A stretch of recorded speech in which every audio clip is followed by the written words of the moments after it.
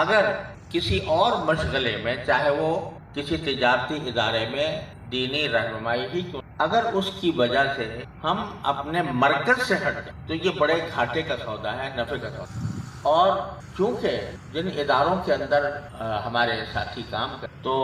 اس میں دنیاوی ترغیبات بہت، دنیاوی کشش بھی ہو، تو اب یہ دیکھنا ہوگا کہ آیا جو وہاں جا کر خدمات انجام میں دے رہا ہوں تو وہ کسی دینی ضرورت کی بنا پر دے رہا ہوں یا اپنی آمدنی بڑھانے کی غرض سے۔ یہ فیصلہ ہر انسان کو اپنے دل ٹٹول کر کرنا چاہیے۔ اگر وہ آمدنی بڑھانے کے لیے ایک پیشہ اختیار کرنے کے کام کر رہا ہے تو انتہائی خطرے میں، اس لیے کہ وہ اگر فرض کرو جس جگہ جا کر وہ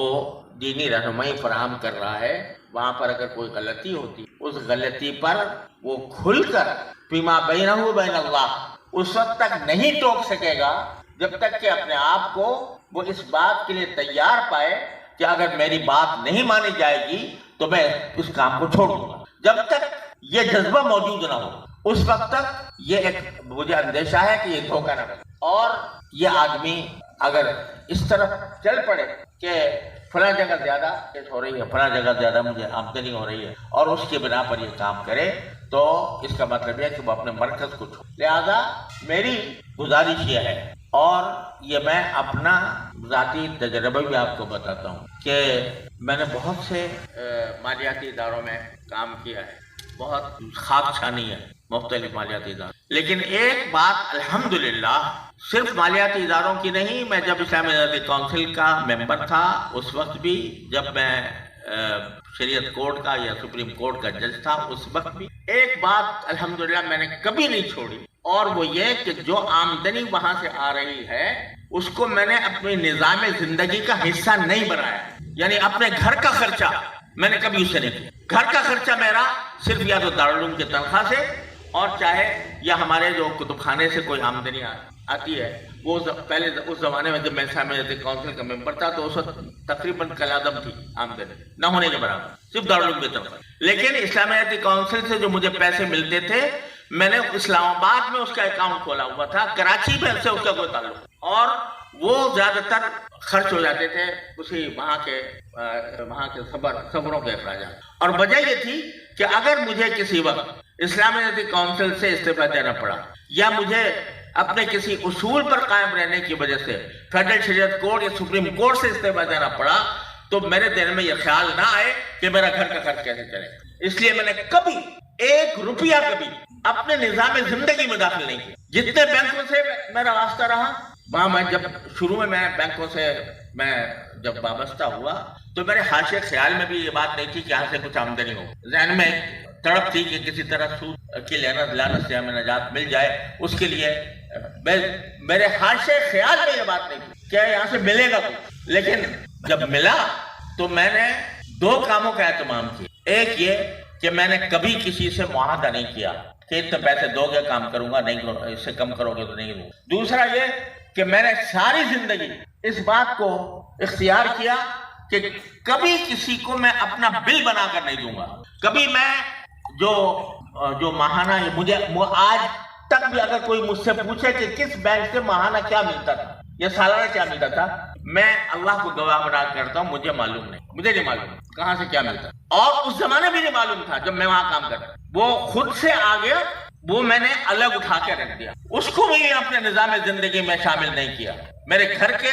خرچ میں اس کا ایک پیسہ استعمال نہیں، اس لیے کہ میں الحمدللہ اس اعتماد کے ساتھ میں نے کام کیا ہے کہ اگر میری بات کسی وقت نہیں مانی گئی تو میں اس کو ٹھوکر مار کر رہا ہوں، اور ہو گیا بہت سے مواقع پر جہاں پر میں نے دیکھا کہ یہاں میں اس کے اوپر بھروسہ نہیں کر سکتا، میں نے بلا تعمل وہاں سے اس ادارے کو چھوڑ دیا، اور کبھی میں نے کوئی بل نہیں دیا کہ بھئی میرا اتنا بل بنتا ہے، یہ حالانکہ وہاں عام رواج یہ ہے کہ ملتا تھا، لوگ بناتے تھے انوائس بناتے تھے، انوائس بھیجتے تھے، میں نے نہیں کیا۔ کہیں سفر میں جانا ہوا تو کبھی میں نے ٹی اے نہیں لیا، ٹریول الاؤنس یا ڈیلی الاؤنس، کہ بھئی وہ پیسے دے دو تم خود جا کر اپنا ہوٹل تلاش کر لو اور خود ٹیکسی کر کے چلے جاؤ، اتنا تمہیں روزانہ دیا جائے گا، اتنا تمہیں جو ہے ٹریول الاؤنس دیا جائے گا. میں نے ہر جگہ یہ کہا کہ جس کو میری خدمات کی ضرورت ہے وہ خود ایئرپورٹ پر آئے, مجھے لے کر جائے, خود میرے قیام کا انتظام کرے. لیکن میں TADA لے کر نہ میں ٹیکسیاں ڈھونڈتا پھروں گا, نہ میں کسی ہوٹل کی تلاش کروں گا, نہ میں کسی قیام گاہ کی تلاش کروں گا. جس کو کرنا ہو وہ خود کر کے آ جائے. نہیں آتا تو میں نہیں جاتا. یعنی تاکہ ایک شریعہ ایڈوائزر کا, شریعہ کی بات کرنے والے کا اتنا وقار ہونا چاہیے کہ وہ لوگوں سے TADA مانگتا نہ پھرے. تو یہ باتیں تھی جس کی اللہ تعالیٰ نے دل میں ڈالی. مجھے کوئی سمجھانے والا بھی نہیں تھا. لیکن میں آپ سے کہتا ہوں, میں نے ایک پیسہ اپنے نظام زندگی میں, نظام زندگی سے میری مراد اپنے گھر کے خرچ میں ایک پیسہ کبھی شامل نہیں کیا, اور نہ آج تک کیا. جو اللہ تعالیٰ نے دیا اس کو بالکل الگ رکھا. اس کی وجہ سے اللہ تعالیٰ نے مجھے کچھ جائیدادیں بنوا دی, وہ بڑی ہیں. وہ اس سے جو کچھ آمدنی ہوتی ہے اس میں اللہ تبارک و تعالیٰ برکت دے دیتے ہیں, تو کچھ اللہ تعالیٰ توفیق دے دیتے ہیں جہاں خرچ کرنے کی وہ وہاں پر خرچ کر دیتے. تو پیشے کے طور پر میری گزارش ہے, میری نصیحت ہے کہ اس کو پیشے کے طور پر اختیار ہے, خدمت کے طور پر اختیار ہے. اور جہاں دینی مصلحت میں اور اس پیشے میں تعارض ہو جائے وہاں بلا تأمل اس کو چھوڑ کر دینی تقاضے پر عمل کریں. یہ میری نصیحت ہے. اور مجھے یہ بات کبھی اچھی نہیں لگتی کہ کوئی ہمارا طالب علم یا ہمارا ساتھی دین کی خدمت کر رہا ہو, جو دین کی خدمت کر رہا ہو, وہ سودا بازی کرے کہ بھائی اتنے پیسے دو گے تو آؤں گا, نہیں تو نہیں. سودا بازی کرے, کوئی نہیں دیتا. یعنی جو اللہ تعالیٰ اس کے ذریعے دے دیتا ہے وہ اس کی عطا ہے. نبی کریم صلی اللہ علیہ وسلم نے حضرت فاروق اعظم سے کہا تھا کہ اگر تمہارے پاس بغیر اشراف نفس کے اللہ تعالیٰ تمہیں کچھ دیتا ہے تو اس کو لے لو, اور جہاں اشراف نفس کے ساتھ آئے گا اس میں برکت نہیں ہوگی. یہ آپ نے رسول کریم صلی اللہ علیہ وسلم نے اصول بتا دیا. اس اصول پر عمل کرتے ہوئے اگر کام کریں گے تو اس میں برکت بھی ہوگی, اس سے اصلاح بھی ہوگی, اور انشاءاللہ آخرت کا سامان بھی ہوگا. پھر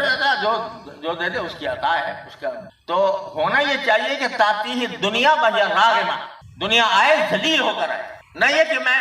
اس کے پیچھے پھروں اور درخواستیں دیتا پھروں کہ مجھے فلاں جگہ ایڈوائزر لگا لو یا فلاں جگہ میں کرنا چاہتا ہوں. جو جس کو ضرورت ہو وہ رابطہ پیدا کرے, اور اس میں کسی اپنے